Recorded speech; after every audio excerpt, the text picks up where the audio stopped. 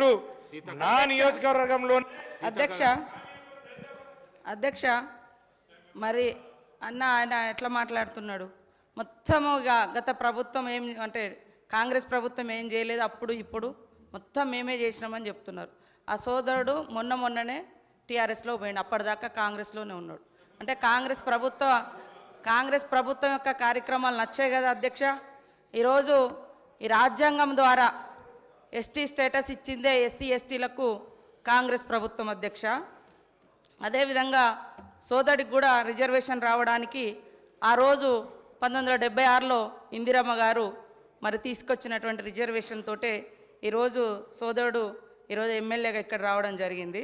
ఇంకొకటి, గత ప్రభుత్వం మరి లోకల్ రిజర్వేషన్ కాంగ్రెస్ ప్రభుత్వం తీసేసిందనే విధంగా మాట్లాడారు.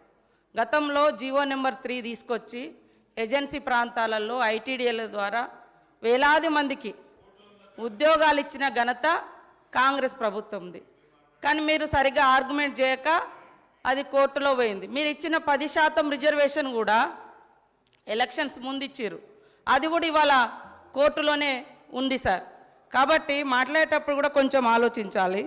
అదేవిధంగా పోడు భూముల చట్టం వందల సంవత్సరాలుగా అడవులలో బతుకుతున్నటువంటి అణగారిన ఆదివాసీ గిరిజన వర్గాలకు మరి పోడు భూముల చట్టం 2006 ద్వారా హక్కు కల్పించినటువంటి ఘనత శ్రీమతి సోనియా గాంధీ గారు యూపీఏ చైర్పర్సన్గా, అదేవిధంగా ఆనాటి ప్రధానమంత్రి మన్మోహన్ సింగ్ గారు సార్.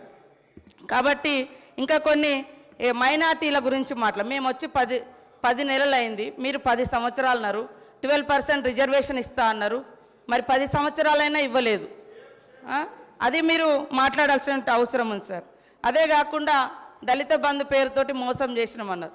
ఇందులో ఆల్రెడీ 2000 కోట్ల రూపాయలను ఈ సంవత్సరానికి గాను మరి పెట్టడం జరిగింది.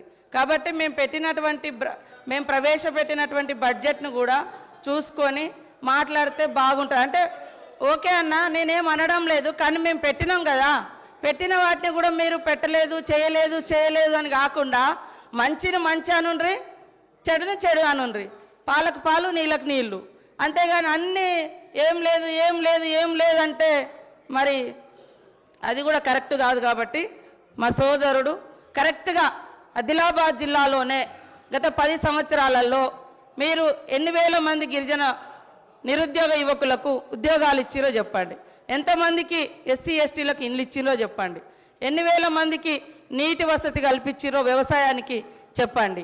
అదేవిధంగా మైనార్టీలకు సంబంధించి కూడా రిజర్వేషన్లు, ఉద్యోగాలు, ఇండ్లు ఏమిచ్చిరో చెప్పండి. మేము 10 నెలలు కూడా కాదు, 8 నెలల ఇప్పుడు మా బడ్జెట్లో అన్నీ పెట్టడం జరిగింది. కాబట్టి ఇవన్నీ ఆలోచించి మాట్లాడాల్సిందిగా మా సోదరుని కోరుతా ఉన్నా అధ్యక్ష. అనిల్ జాదవ్ కన్క్లూడ్ చేయండి. అధ్యక్ష, ఏదైతే మంత్రి గారికి ధన్యవాదాలు. ఇప్పుడు మాట్లాడినటువంటి మంత్రి గారి వాళ్ళు కాంగ్రెస్లో ఉన్నారు, నేను అంతకుముందు